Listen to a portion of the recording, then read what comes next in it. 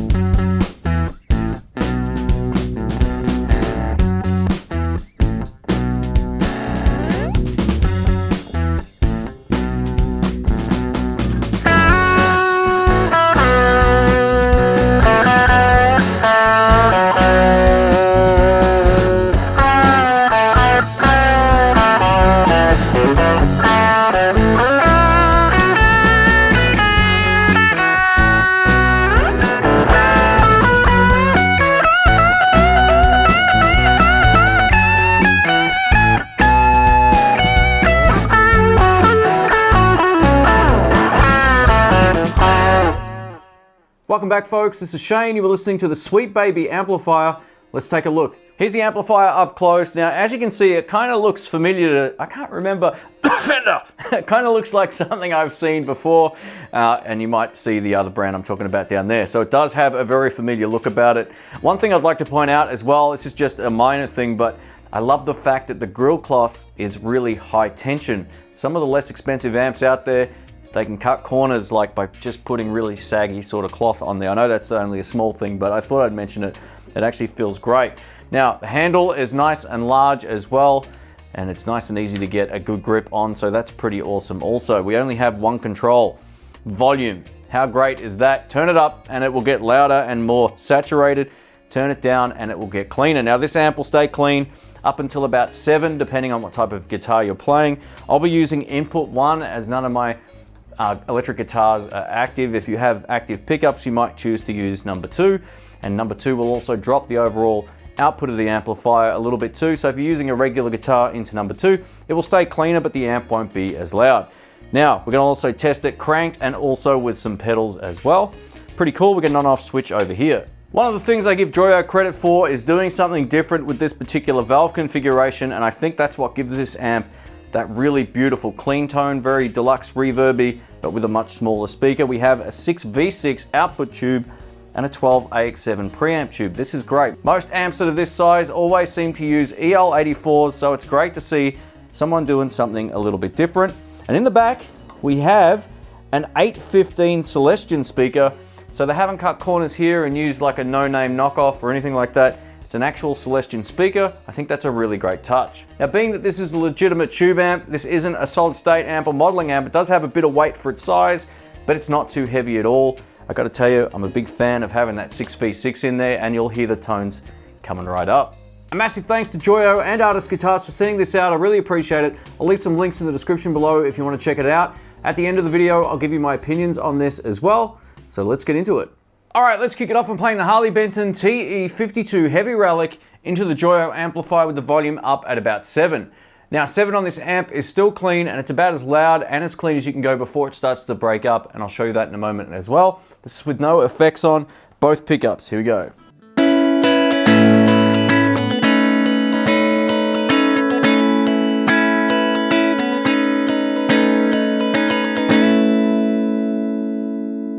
Nice and chimey on the top end, and it still sounds nice and warm.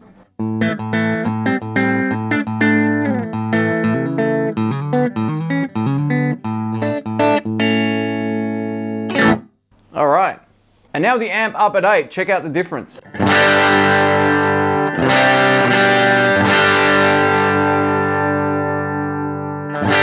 Yeah. And now with the gain all the way up, let's take a listen.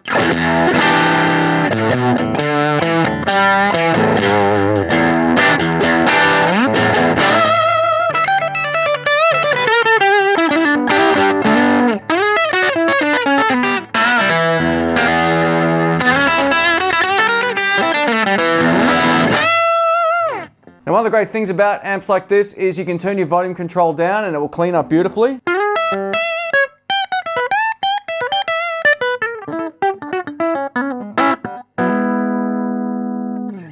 little bit more.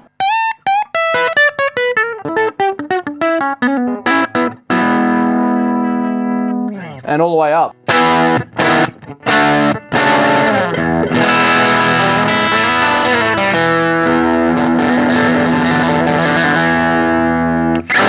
Let's try that same exact setting now with this Tokai Love Rock. This is based on a Les Paul. This is bridge.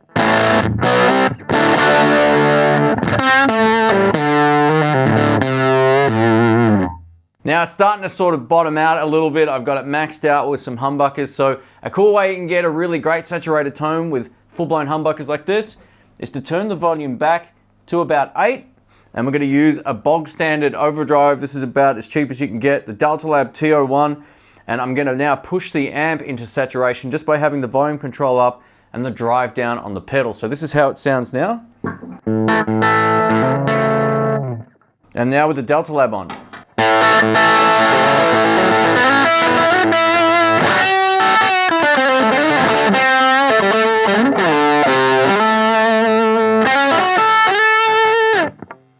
Over to neck.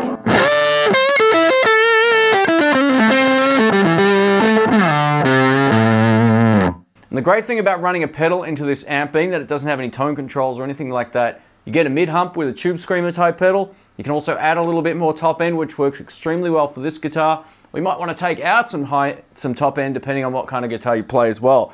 But so far, this feels pretty great with the Delta Lab on. Now with the volume control down a bit.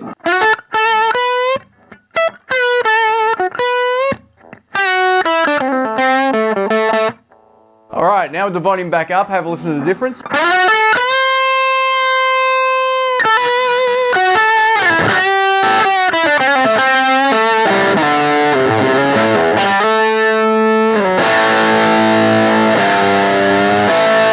Now, just for a comparison, man, that sounds great, by the way. I've got the amp all the way back up now and the overdrive off.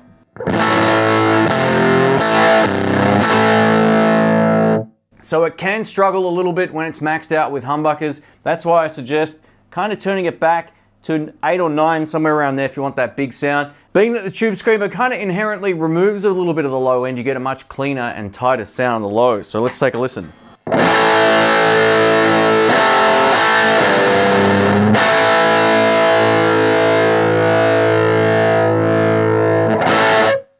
Also, if you had an EQ pedal, you could do exactly the same thing, just bring down the low end a little bit and it would clean up the sound beautifully. Let's try it now with the volume of the amplifier down to 4. So I've just basically halved it from 8 where it was before, so it's going to be a whole lot less loud, which is perfect. If you're wondering before how loud it was loud enough to annoy other people in the house. No problems there at all. If that's your goal, you can definitely do it. So I've got the Joyo Aquarius on, and I'm playing the Harley Benson CST24T. The overdrive is currently off. Let's have a listen to the clean tones. I might boost these in post a little bit, just in terms of volume.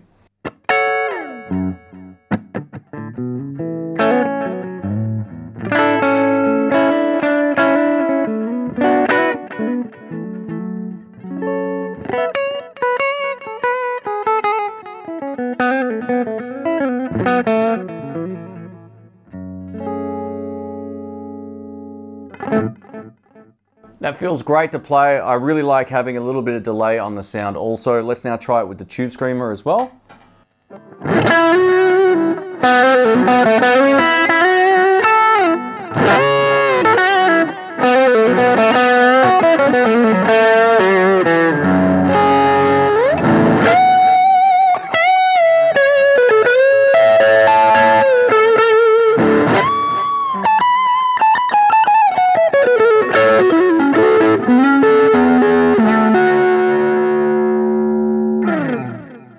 I'm just going to push the gain on the pedal all the way up and just back off the level a little bit. Let's have a listen to this now on bridge pickup.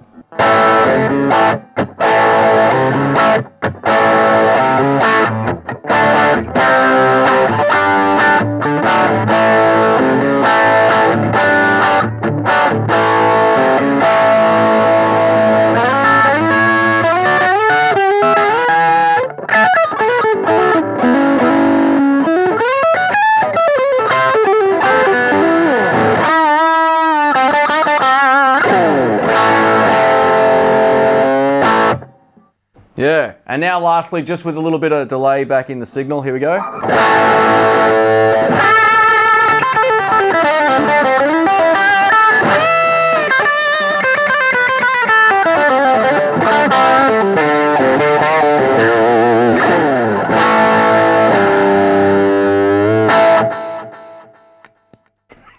Yeah.